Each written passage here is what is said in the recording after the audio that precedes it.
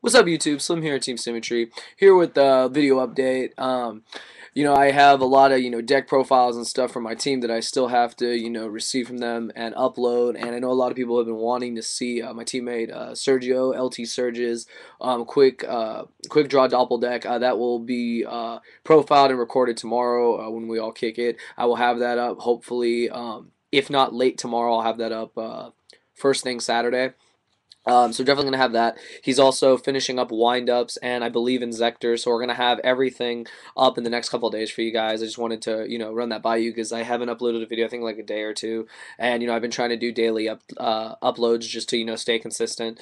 And yeah, so I'm here basically just to give a little update of like what like how the meta is going and my thoughts, because a lot of people have been asking me. I've been getting messages on here, messages on Dueling Network, messages on Skype, my Team Symmetry page, everything about what are Slim's thoughts on windups and injectors. And I know I had said in Ask Slim episode 6, it's a trap that I didn't have enough knowledge of them. And I haven't been doing in-depth research. Like I know a lot of players have been doing a lot of in-depth research, like really finding their own unique builds and making it work for them, like in this this crazy tour guide, Zen main, whatever format you want to call it. And I'm also going to talk about the two possible decks that I'm going to run for the next regionals, February 18th, San Jose. I'm definitely going to be there. Just letting you guys know ahead of time.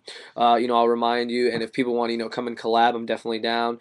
But yeah, so basically, I needed to, do some research on injectors and windups, and basically I was like, all right, I got a bunch of bugs and I got a bunch of tinker toys. Yes, I call them fucking tinker toys because they are little tinker toys. You wind them up and they go, go, go, go, go, which is kind of cool. I'm not gonna lie. Little wind up toys used to be the funniest thing ever when I was a little kid. They were amazing, and people want to know, what makes them so broken? What is this loop everyone's talking about? And I'm sure every big YouTube channel has probably talked about it or at least mentioned it. There is the wind up hunter loop. And the wind up hunter loop is basically where you end up losing almost your entire hand depending on the number of I believe it was wind up rats and hunters that you could. It was a Zenmaity wind up hunter and rat loop that you would do. My teammate Sergio proxied the deck and actually did do it against me when I played him last week. He was proxying the deck and he did it to me, like turn 2, I think, with Dark World. And, I lost, I believe it was 3 or 4 cards. And I had a Reckless Greed set. I had nothing else like on the board. I had Graphite Grave, but I had no, like special. I had like no summoning condition. So I on my next turn I drew and then I reckless. I drew into 2 more and I was able to get Graph on board. But if Grapha goes and then like they do like some crazy loop, they'll do the loop again, or they do they have the Pot of Avarice. You can tend to lose a lot of your cards. And the thing is, people at first thought would think, oh, Dark Worlds will get over that shit. It discards them. Wind Up Hunter sends, you guys. Like I'm sure everybody know this, but Wind Up Hunter sends. It cannot get hit by Deck Dev. It's a 1600, which kind of sucks. I was hoping Deck Dev could do it. I was wrong. This is why if Crush was around, Crush cannot come back because Crush is like too broken along with Deck Dev in this deck. But like my honest thoughts were that it's a really powerful loop, an extremely powerful loop that can, you lose your entire hand. It's really hard to come back. There are very few decks that can come back from top decking. Like you can top deck possibly a Pot of Duality depending on your deck, but you only get 1 card in the end, and will it be enough to save you for the rest of the match? So I was looking into that, and people wondering, am I going to run either of the 2 decks? Am I going to run Injectors? Am I going to run Windups? At first I was going to say I wasn't going to run either. I was against both of them, and I just was like, well, I kind of like the decks I have. But people were telling me, if you have tour guides or whatever, you can run, injectors or windups. And I was looking at the 2, and I honestly probably from my playstyle, which I'm still trying to figure out, I would probably run injectors. I like the idea of popping hella shit. That's kind of, if people realize, when I ran Gravekeeper, anyone that runs Gravekeeper, you can relate. You pop shit, and that's how you get your advantage. You pop the pesky back rows, you just beat them down with your monsters, and that's how you win. Same thing goes with Dark World. You're popping shit with Grapha, you're searching with Snow, you're popping, you're doing all this crazy combos and shenanigans to just knock out your opponent's field and then go directly, like, to their life points or run over their puny monsters. And that's what I saw in Injectors, and I saw a really good profile by my really good friend Lee, Team Purple Panda. He has his Demi Injector deck up. Definitely check that out because that's actually where I got some of my knowledge of Injectors, was from that video, because like I said, I'm really new to these new decks because I just wasn't focusing on them. I was kind of like, if I go skill drain or I do something, what are they going to do? But I can see where, if you don't have the outs and they go turn one and, they do their, fancy, dumping of whatever it is, horn. You want to get Hornet. I know that. You want to get Hornet in the grave and then do some crazy combos, Centipede and everything. And I think both decks have really good potential. Now, people are trying to merge them into one. I'm not that advanced yet in knowing about them, like how that would work out. If anyone has a deck profile they like to send me, I am always, always, always encouraging you guys to send me stuff. Give me something to do, I guess, so to speak. Give me something to research. Give me, I guess, like just information so that I can figure out, what makes these decks so good, and if you combine them together, how much better are they? And then for people who wanted to know, I actually did get this question. This would have been an Ask Slim question, but I think it's relevant to this. People want to know, how do you do the wind-up loop? I'm going to make this really quick as possible. I literally just pulled it up just so that I could tell you guys in the simplest way possible. All it basically says is, all you need to have is a wind-up rabbit on field, wind-up rat in hand, wind-up magician in grave, and as long as one is in each, this can be performed. And then it talks about how the loop goes. Or no, that was like another way, but there's the original Hunter loop, and it's, you go, you need to have Zen Matey on the field, and you need to have wind-up Hunter, in the grave or attached to Zen Matey, and, Zen Matey, you can just, you just do your exceed, and you'll get it out. And it basically says, you use Zen Matey's effect, you detach. If Hunter is attached, detach it, special summon the rat. And then the rat's effect special summons the hunter, and hunter's effect you tribute the Zen Matey, and you exceed summon the Zen Matey with rat and hunter, and you repeat step one. So basically it's a rinse and repeat combo. And what it says here on the forums is that depending on the number of rats in Zen Matey and possible presence of Pot of Avarice, you can send between 3 and 6 cards of the graveyard from your opponent's hand. Now the key thing there is that you're sending, like I said before, you're sending and you're fucking your opponent. Like I literally got fucked because I would think, okay, you're discarding Grapha. Ooh, I'm gonna pop something and stop the loop. No, you're sending. You don't get shit, and it was a wake up call that that this deck is very powerful and is really gonna be a problem, especially if they get the loop off turn one, which is very doable. It's extremely doable, and I like the idea of I guess it's not as consistent as people would originally have you think. So, there is a chance you will not get it. And then this deck has so many, abilities with the altering of the levels. This is what I like about windups, is that you alter the levels and then you can, you can exceed, you can synchro with ease. And I think that's really cool. I think that's one thing I do like about the little Tinker Toys, is that they can really mess around with levels and stuff, and use their effects, the wind up factory and everything, and just do some crazy shenanigans. And I think that's just really cool. It gives us like option tastic, which is a big part of this game and something that I really like. So that's like what I think on wind ups, the loop and everything. And back on Inzectors, I'm gonna do more research. I'm probably, if I'm like I said, I'll probably try to make Inzectors since I do have the tour guides. I will try to make a build of Inzectors in the next, I guess, week or so. I'm not going to say if it's going to be my main deck for regionals on the 18th, because I do have two options. And I've come to you guys before, and I'm basically going to state my case on the two deck choices that I'm kind of like this right now. Basically, it kind of looks like this. It's like this right now. We have two decks, and they're at war with each other for which one am I going to take. The first is, of course, Dark World. And everyone is like, Dark World, draw inconsistently. Dark World, if they work, they work. If they don't, it sucks. They're so easy to side against. This is very true. I'm going to be the first person to admit this. This is very true. It was a reality check when I played at regionals, and I drew shit. And it was, it told me, okay, I needed to make a better side deck. So I'm currently in the process of making a much better side deck. However, I have changed the Dark World deck quite a bit. I have not taken out Tour Guide. Anyone that tells me you don't run Tour Guide in Dark World can go fuck themselves. You're stupid. And to the little trolls who tried to troll me on my deck profile, you're just a moron, because everyone knows that Tour Guide makes the deck consistent. You don't need to hate and give me shit because you can't afford the card or you can't get the card yet.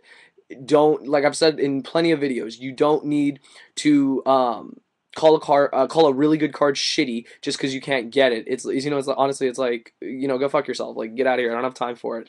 And that was the thing. There were some choices in my deck that if they had been called out upon, I would have completely agreed with. The first thing was that I did not care for Fabled Raven.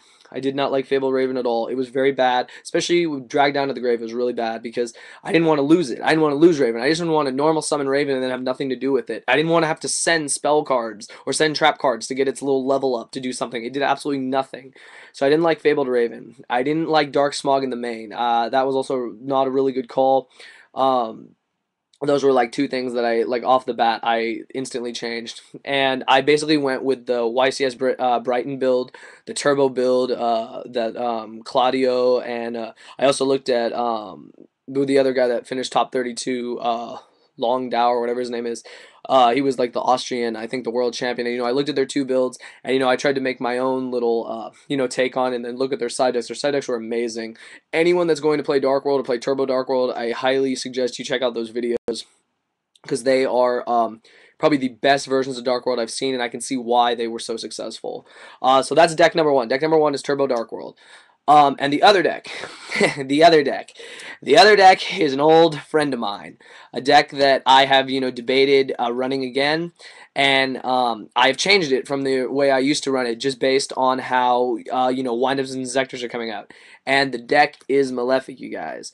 Now, the thing with this new Malefic deck is that it is a version that has been ran before. Maybe not 100% card for card, but pretty damn close. And I can see that now may be the time. This regionals, whenever Inzectors and Wonders become legal, this may be the time to actually run this deck. I've said this before that it does really good against plants. Everyone knows that. It does really good against plants, really good against agents. But with Inzectors and Windups coming out, I feel that maybe the time has come more now than ever to run Malefic, because not only is a 4,000 beat stick in this big bitch dragon really hard to get around, the ace of the deck is Skill Drain. Skill Drain will wreck both those decks completely. And if you are running the protection of Dark Bribe, and you're running the protection of, you have the Solemn Judgment, you have Safe Zone. Safe Zone is amazing. People need to understand this. Safe Zone wins games because your monster becomes pretty much invincible. There is MST. I know that. There is MST. There is Dust Tornado. There is stuff that pops.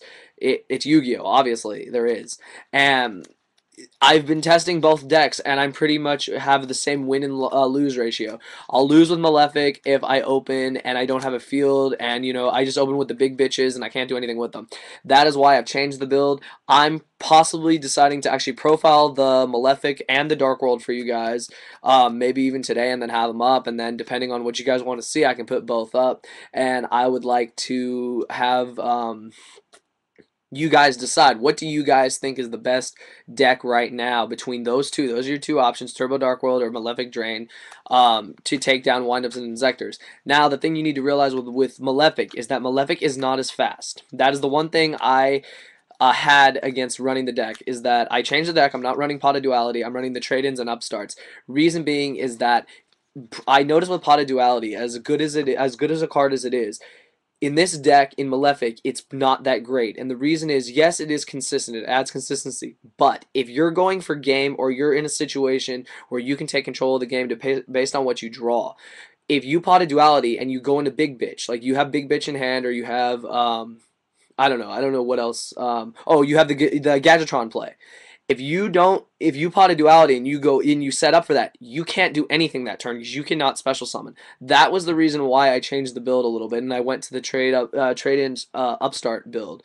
Also, I noticed that by adding in Malefic Stardust, it's another way to bait out that warning, that judgment, that bottomless, everything that can cause havoc against a Malefic player. That's the reason why I can see this card in there, besides the fact that it's dark and it's for what do you call it? The trade-in target. But in my testing, I'm still testing. I'm still testing on Dueling Network. As soon as I'm done this video, I'll be back on Dueling Network. You want to come duel me? I always do advanced unrated because I honestly don't give a shit about the rating. The rating doesn't mean anything. It just means you're good at clicking buttons. I will be there to test. I'll test both decks. If you guys have time, we can test both. I'm still working on side decks, of course, because the side decks are very different for both decks. But based on that, and upon playing my teammates tomorrow, I will decide what deck I feel is more suited for the format. And I said it's a really hard decision because you have one that is total beatdown and control in Malefic, and then you have one that is total just like craziness with Dark World, where you can just completely, in a turbo build, you can completely blow up everything. The one advantage I do see with Malefic, though, is DeFi doesn't do shit. DeFi hurts commanded. That's it. It doesn't hit anything else. So that's another reason why I'm considering running Malefic. So those are my honest thoughts on the two decks. That's what I have, I guess, to propose to you guys. And then I've given my little spiel on Inzectors and Windups. I'm probably going to lean more towards the Inzector form of things.